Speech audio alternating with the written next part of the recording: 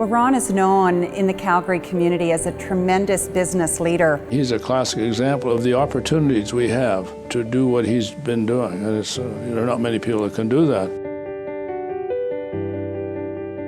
My father would always say, pretend your grandmother left it to you and that's the only thing you had. How would you treat it?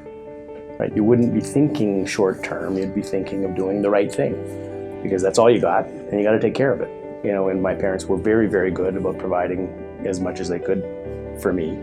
But if you wanted something, my dad would say, well, if you want it, you better figure out how to pay for it. And so my first job was actually shoveling hams onto a conveyor belt to make the cooked ham product that you see in sandwich meat, effectively. After university, I had always thought I wanted to be a lawyer and was kind of struggling around with what to do, and asked my dad, although he was effectively a butcher and worked at a meatpacking plant for 50 years. And his only words of advice were that Haskayne became a chartered accountant and it worked out okay for him, so you might want to consider that. I've known him since he was a little kid, and to see somebody come from that background that we came from, this family of theirs was hardworking, dedicated, honest, good people. And to see that grow up and what you can do in this country, I mean, I use it as an example. Well, I couldn't be happier.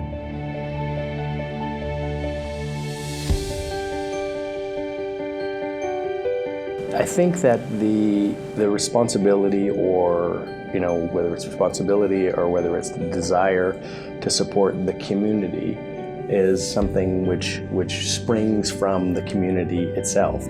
I was really fortunate enough to be involved in the early years of the Hotchkiss Brain Institute with both Mr. Haskayne and Mr. Hotchkiss. Being with those two and seeing all of the things that they did from a community and from a philanthropic perspective was really impactful.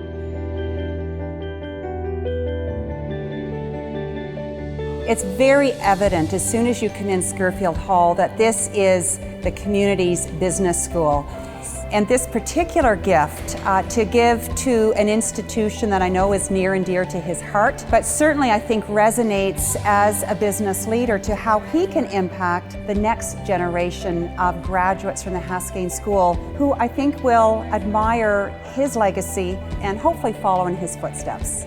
Whenever I think of something, I always imagine my dad and Mr. Haskayne sitting around either talking about it or reading about it in the paper.